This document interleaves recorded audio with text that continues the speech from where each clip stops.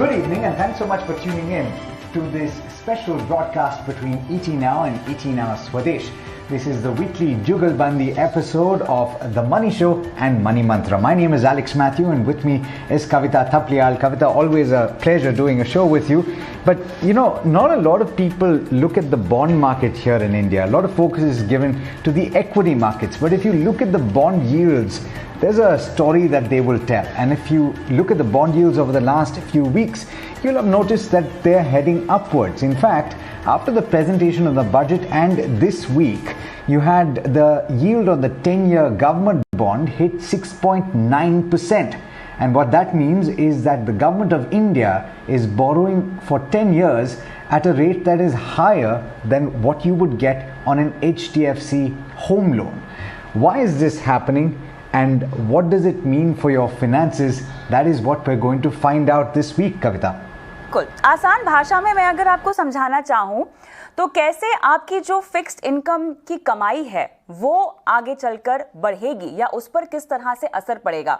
आपको अपने निवेश और कर्ज में इस तरह की बॉन्ड्स के इजाफे पर तालमेल बैठाना है। अपने पोर्टफोलियो में क्या डेट निवेश को लेकर किसी भी तरह की तब्दीली करनी है, क्या high lock in interest rate पर आपको तवज्जो देना चाहिए मौजूदा समय में, इस पूरे समीकरण को हम समझने की कोशिश करेंगे इस आज की पेशकश द्वारा। और मेरे साथ खास मेहमान भी जुड़े हुए हैं।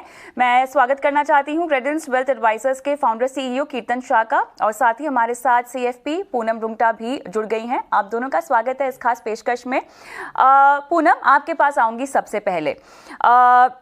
हम जानते हैं भारत में बहुत सारे लोग आज भी फिक्स्ड डिपॉजिट की ओर बहुत ज़्यादा रुझान रखते हैं। इतना ही नहीं, अगर हम छोटी बचत योजनाओं की बात करें तो उसमें भी काफ़ी हद तक लोगों की दिलचस्पी होती है, क्योंकि क्योंकि हम शेयर मार्केट की बातें करते हैं, इक्विटी में निवेश की बात करते हैं, अभी भी पेनिट्रेशन यहाँ पर बहुत कम है एफडी के मुकाबले, एफडी में निवेश के आंकड़ों के मुकाबले। लेकिन अब जिस तरह हमेशा हम लोगों को समझाते हैं कि जब बॉन्ड यील्ड्स में आपको बदलाव आता हुआ देखता है, इनकी कीमतों में आपको जब बदलाव आता हुआ दिखाई देता है, तो कहीं ना कहीं समय आ जाता है कि आप उम्दा ब्याज दरों पर, ऊंची ब्याज दरों पर अपने पैसों को लॉक करने की कवायद शुरू कर दें। जिस तरह से डायरेक्शनली हम इंटरेस्ट रेट के लिहाज से आगे बढ़ रहे हैं इस देश में, कहीं ना कहीं क्या आपको लगता है कि मौजूदा समय में फिक्स डिपॉजिट या अगर मैं डेट निवेश की बात करना चाहूँ उसकी ओर रुझान बढ़ाना चाहिए? अपने पोर्टफोलियो में रीबैलेंस करने का क्या समय आ गया है डेट निवेश के लिहाज से? कविता, ये जो आपने बात कही है कि इंटरेस्ट रेट यील्ड्स जो बढ़ रहे हैं और इसकी वजह से जो बॉन्ड मार्केट का जो रिलेशनशिप है वो इनवर्स होता है, यानी अगर यील्ड बढ़ती है तो बॉन्ड के प्राइसेस कम होते हैं। इससे जो डायरेक्टली बॉन्ड में निवेश करते हैं उनके को रिटर्न्स नेगेटिव देखने को मिलते हैं। और वहीं आप बैंक्स की बात करें तो बैंक जो फिक्स इंटरेस्ट देता है उन्हें एक स्प्रेड मेंटेन करना होता है बिटवीन लेंडिंग एंड बोरोइंग के बीच में, इसलिए वो लोग इंटरेस्ट रेट बढ़ा देते हैं। तो जो म्यूचुअल फंड का रुख करते हैं डेट निवेश के लिए, उन्हें बिल्कुल ये समझना चाहिए कि अगले 3 से 6 महीने तक जब तक इंटरेस्ट रेट यील्ड स्टेबलाइज नहीं हो जाती वो लोग नेगेटिव या काफी लो रिटर्न्स देख सकते हैं। तो उन्हें अभी डेट म्यूचुअल फंड से अपना रुख हटा देना चाहिए फॉर द टाइमिंग, और लिक्विड या आर्बिट्राज टाइप के फंड्स में इन्वेस्ट मतलब अपना पैसा पार्क करना चाहिए, ताकि उन्हें जो भी वोलेटिलिटी है डेट मार्केट्स की उसको वो उससे बच पाए। और इसके अगेंस्ट अगर बैंक एफडीज की बात करें तो उधर नेचुरली अभी रिवाइज हो रहे हैं इंटरेस्ट रेट्स, तो उसमें आपको इंटरेस्ट ज्यादा मिलने की गुंजाइश है, क्योंकि वहां जो स्प्रेड मेंटेन करना है उसकी वजह से निवेशकों को वहां ज्यादा रिटर्न्स मिल सकता है। इसलिए बहुत सोच समझ के अपने डेट निवेश को इस वक्त देखना चाहिए, बिकॉज यहाँ वोलेटिलिटी इक्विटी मार्केट के ही हिसाब से काफी ऊंची नीची चल रही है। Very well put. But you know, before we get into strategies, Poonam as well as Kirtan, I want to get into the why of it. Why are bond yields suddenly going up? And not just in India, right, Kirtan? You're seeing bond yields in the US also that are climbing. And in fact, a large part of the impact on equity markets is being viewed as the increase in bond yield. So why is the bond yield in India going up? Alex, thank you so much for having me on the show. So Alex, if we go back slightly more to the start of where the pandemic started, right? Typically, you would see that in any of these crises, a lot of liquidity is pumped in the market. To give you a little stat, Fed pumped in this time around in this crisis 5 times more money than it actually put in during the 2008 crisis. So much of money is flooded in the system. Interest rates were got down to zero, right? This typically was done so that demand could revive, and that is exactly what happened. When so much of money was infused in the system, demand actually revived. But because this was also coupled by supply chain disruption because of COVID, both of these things together, too much of liquidity in the market and also demand supply mismatch or supply chain disruption because of COVID, actually led to prices of commodities actually move up. So to a larger part, globally, everybody was expecting that this inflation is transitory in nature, because as soon as COVID the situation is taken care of, your supply chain will come back and hence inflation would come down. But if you notice over the last 3 months, globally, all central banks have started accepting that this inflation that we are seeing is actually demand pulled inflation because of too much of liquidity being infused in the system, and it is not transitory, which they originally anticipated because of the supply chain disruption. So now if you see globally, most of these large economies are all having inflation today at their decade highs, right? And inflation theoretically as well as practically is not really very good for economy beyond a certain point, right? So to control inflation, I think globally interest rates will have to go up, and also so much of liquidity that was infused in the system will have to be got down. So if you see, Bank of England has already raised interest rate twice. You've seen Fed also come out and tell you that probably in 2022 they will increase rates 4 times. And I don't see a reason why India will say stay out of this in any ways, right? So you've already seen, like you rightly mentioned in your starting note, that we've already seen the 10-year reach 6.9 odd yield already. I don't see a reason why we will really be able to sustain in such a global inflationary situation without rates going up. In my opinion, rates in India will also soon start moving up, Alex. इसी को आगे बढ़ाते हुए कीर्तन, मुझे ये समझना है, देखिए एक तरफ महंगाई जो कि एक चिंता का विषय बना हुआ है, दूसरी तरफ ब्याज दरें बढ़ने का सिलसिला। निवेश की रणनीति पर हम बाद में आते हैं, लेकिन अब मेरे पे कर्ज कितना भारी पड़ेगा, इसके ब्याज दरों में कितना इजाफा होगा, या अगर लंबी अवधि का कर्ज है तो आप ज्यादा असर नहीं बढ़ता हुआ देखेंगे, मेरे पॉकेट पर सीधा बताएं इन दोनों की गाज कैसे गिरेगी। कविता जी, देखिए, अगर इंटरेस्ट रेट्स ऊपर जाने वाले तो आप किसी भी तरीके से ये एक्सपेक्ट नहीं कर सकते कि आपके ईएमआई के रेट्स नहीं बढ़ेंगे। आपके ईएमआई के रेट्स बढ़ेंगे, क्योंकि आज अगर आप बैंक के पास जाकर कहते हैं कि आपको फिक्स इंटरेस्ट पे लोन चाहिए, वो बिल्कुल इसे एनकरेज नहीं करते, काफ़ी सारी चीज़ें इंप्लीमेंट कर देते कि आप फ्लोटिंग पे चले जाइए। तो अगर ब्याज दरें बढ़ने वाली है तो आपकी ईएमआई पे इम्पैक्ट ज़रूर होगा। पर एक चीज डेफिनेटली मैं कहना चाहूंगा यहाँ पर, अगर आप 3 साल पीछे चले जाइए 2018-19 में, मेरे हिसाब से ब्याज दरें तकरीबन 8.5 से 9% थी और आज 6.5% है। तो आज में और 3 साल पहले इंटरेस्ट रेट में कम से कम 2 से 2.5% का फर्क है। मुझे नहीं लगता इंटरेस्ट रेट्स ऊपर जाने के बावजूद भी इंटरेस्ट रेट्स 2018 में थे वहां पहुंचेंगे। इसलिए मैं ये कहना चाहता हूं कि आपकी जो ईएमआई या आपको जिस रेट पे लोन 2018-19 में मिल रही थी, इंटरेस्ट रेट्स ऊपर जाने के बावजूद मुझे नहीं लगता कि ये रेट्स 2018-19 पर वापस चले जाएंगे। ये कहने के बाद ये जरूर मेंशन करना चाहूंगा कि देखिए, इंटरेस्ट रेट्स तो बढ़ने ही वाले हैं। तो आपने अगर फ्लोटिंग रेट पे लोन ली हुई है तो उसमें इम्पैक्ट आएगा ही, पर ये इम्पैक्ट इस तरीके से आता है कि जनरली आपकी ईएमआई नहीं बढ़ाई जाती, आपका टेन्योर बढ़ा दिया जाता है। तो आप ईएमआई वही पे करते हैं, पर अगर आपका टेन्योर 240 महीने का था तो उसे 260 महीना कर दिया जाता है, क्योंकि शायद इंटरेस्ट रेट्स ऊपर चली गई है। एक ही सलाह देना चाहूंगा कि अगर आप 20 साल के लिए लोन ले रहे हो तो इंटरेस्ट रेट्स नीचे ही जाएंगे। किसी भी एक इकोनॉमी जो डेवलपिंग से डेवलप की तरफ मूव हो रही है, तो ये ऊपर नीचे आई थिंक ऑटोमेटिकली अपने आप में बैलेंस हो जाएंगे। पर हाँ, जब तक इंटरेस्ट रेट्स ऊपर जा रहे हैं अगले 2-3 साल तक थोड़ा सा आपको इम्पैक्ट दिख सकता है। तो मुझे ऐसा लग रहा है कि आपको 6 महीने की ईएमआई जितना पैसा एक आर्बिट्राज या लिक्विड फंड में एज सेफ्टी रख देना चाहिए। Kavita ji, Okay, good point. Good point that you're raising, that you have to keep some amount that is a bit of a reserve. But Poonam, coming to you on the fact that home loans disbursements have gone up significantly. The residential market as a whole is buzzing. And that's because we've seen interest rates fall to all-time lows, right? And people have gone out and gotten home loans at 6.6, 6.55% rate of interest. That is something that we've never seen in our lifetimes. Should people be a little bit more wary, considering that you could see interest rates spike and you could well see 7.5% in not too long from now?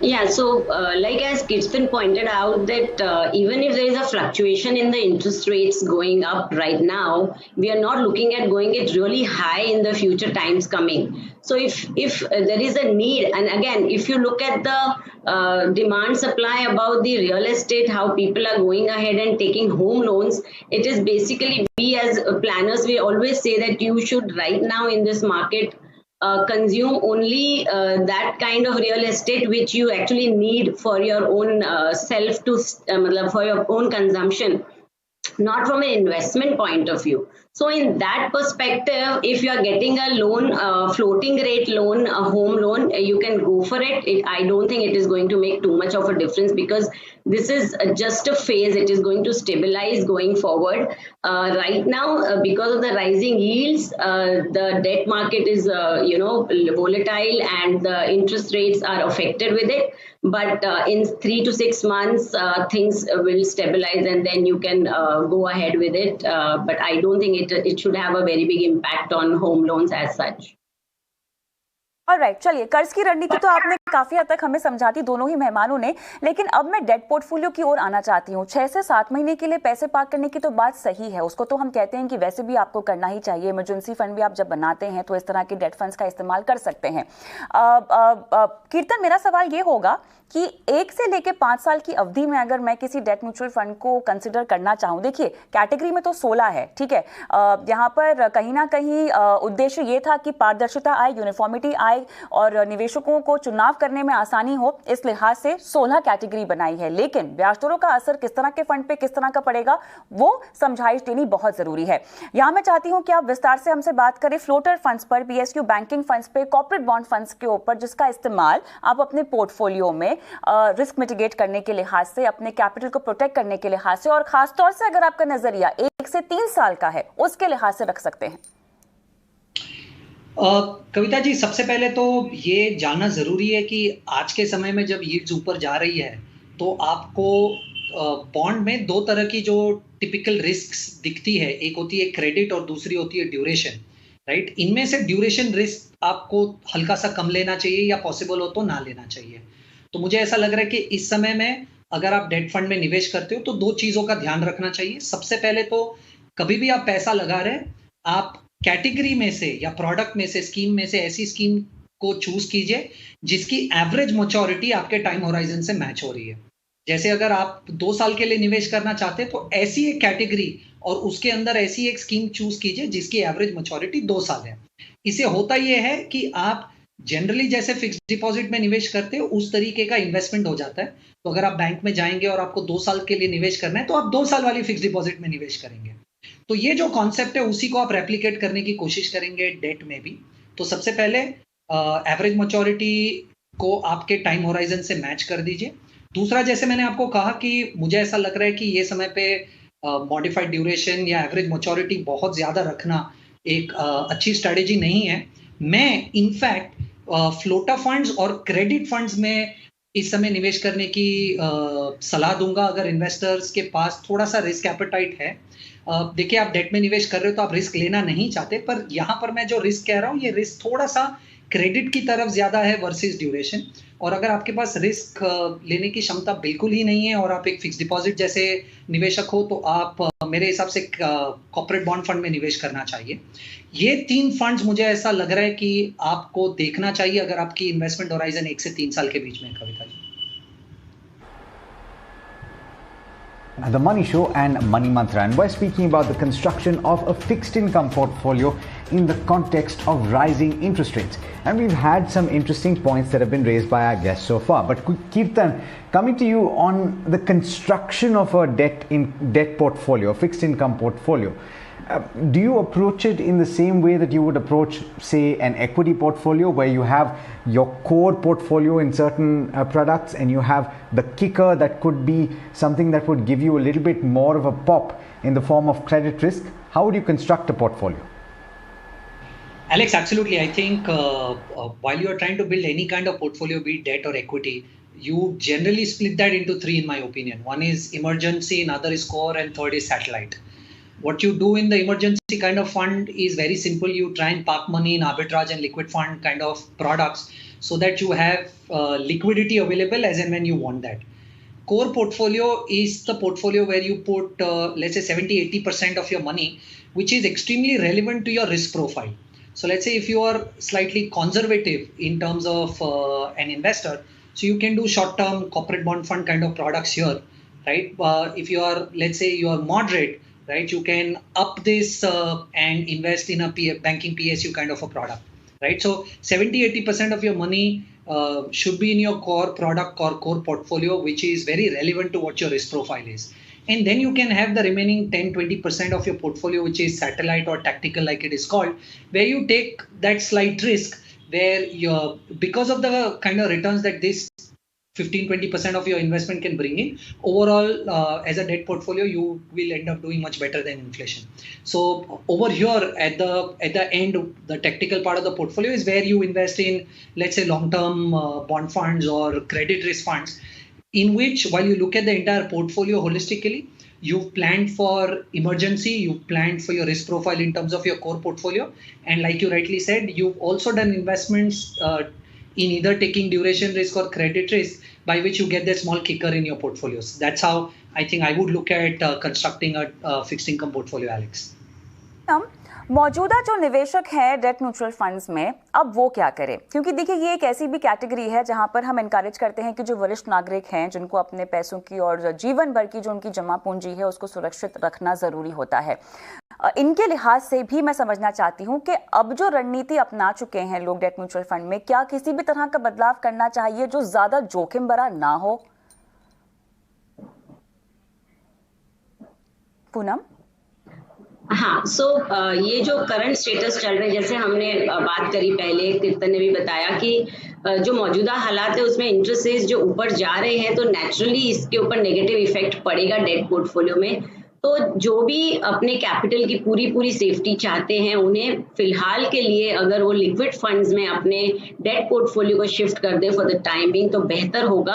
And I am sure अगले 3 से 6 महीने में उन्हें long term products में, क्योंकि आपने बात करी है रिटायर्ड लोगों की जिन्हें लॉन्ग टर्म व्यू रखना है, अपने पैसे का अच्छा रिटर्न चाहिए for their day to day expenses, तो 3 से 6 महीने के बीच अगर पेशेंस रखेंगे तो they will get a better chance, एक अच्छा डेट पोर्टफोलियो में उन्हें एंट्री पॉइंट मिल सकती है।